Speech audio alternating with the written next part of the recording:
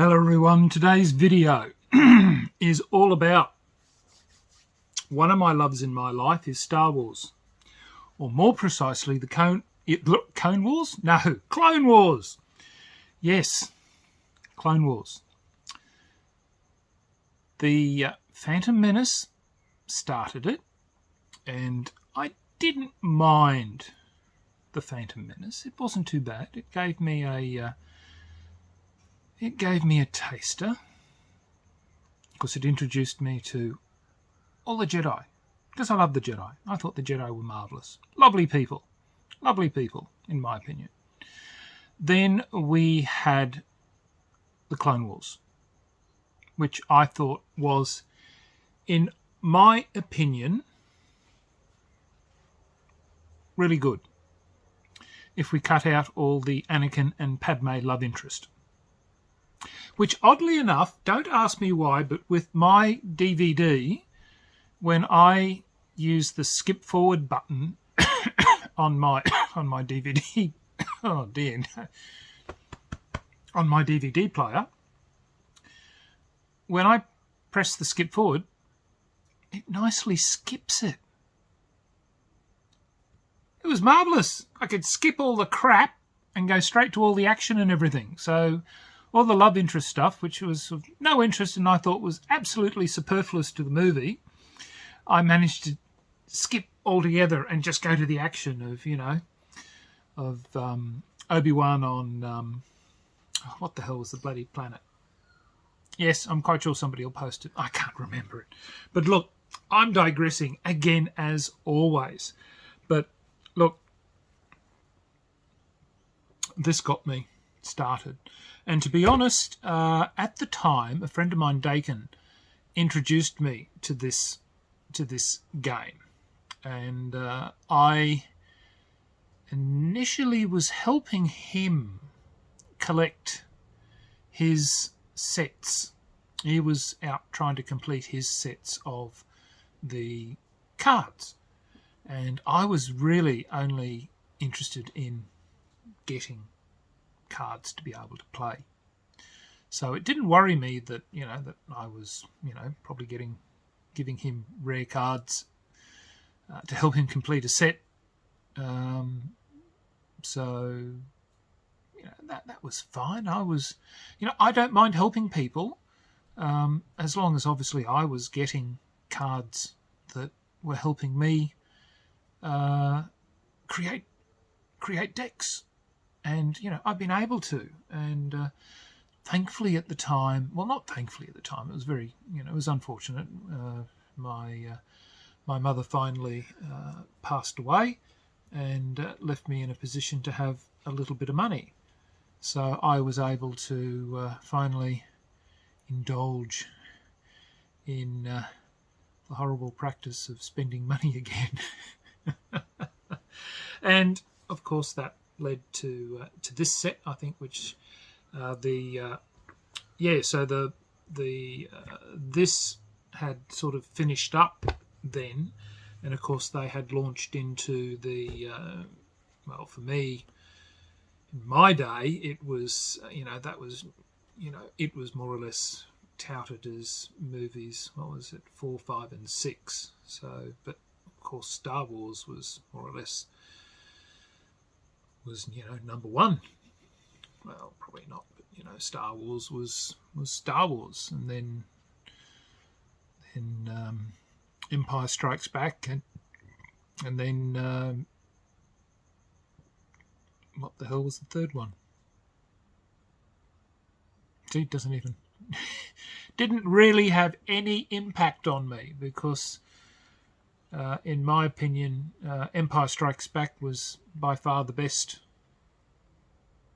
It's the best of them. I think it went Empire, then Star Wars, and then what was it? Return of the Jedi. That's what it was. Return of the Jedi. Bloody Ewoks. I do not like Ewoks. Don't ask me why. I don't like, never will, cannot tolerate them. Small furry things. Yet my dog always looks like an Ewok when he stands up and walks around on his 2 hind legs.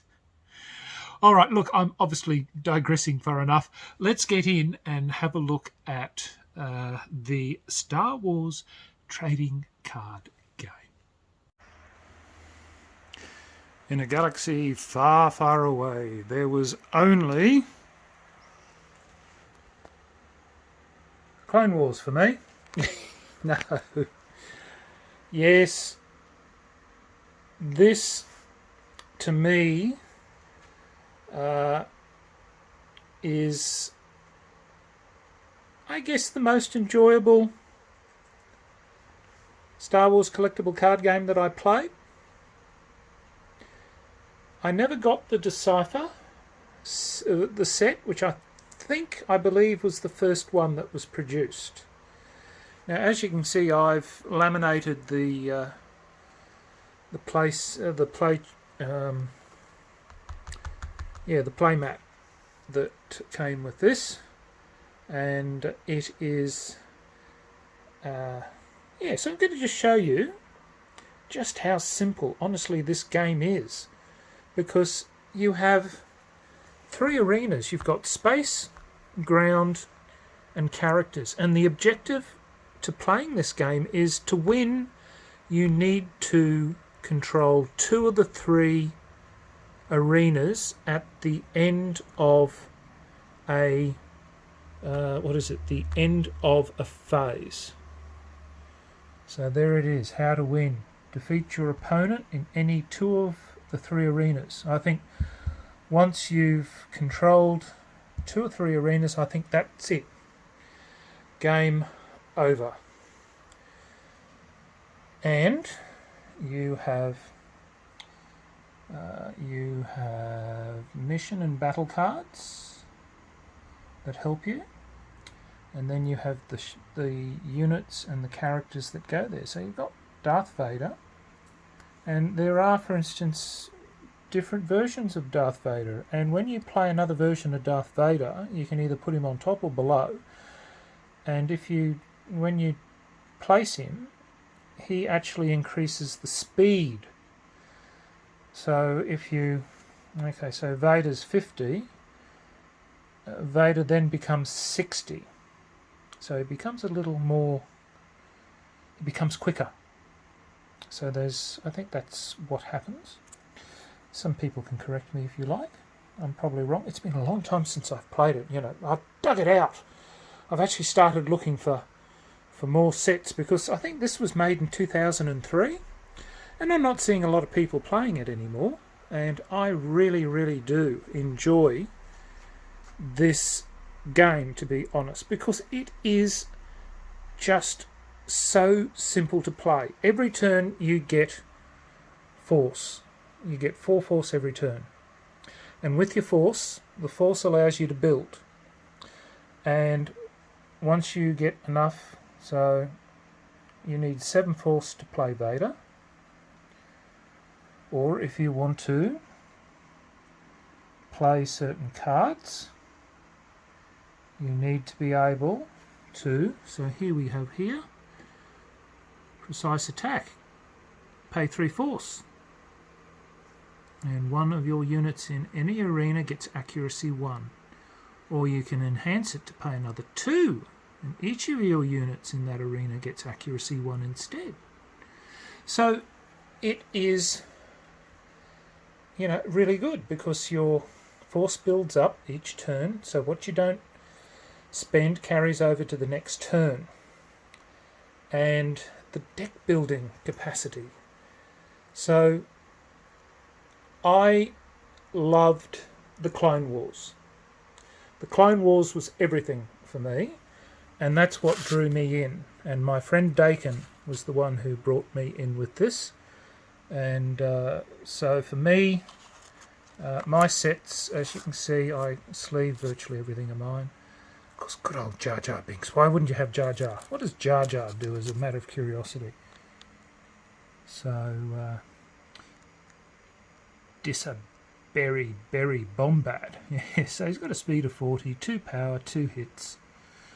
So, yeah, look, again, there's so many, you know, the ability to do things in this game is, you know, as you can see, I've got a lot of cards. And these are all, what you see sleeved is my collection. I've got another box that has all my spares, and it's the spares that I essentially play with.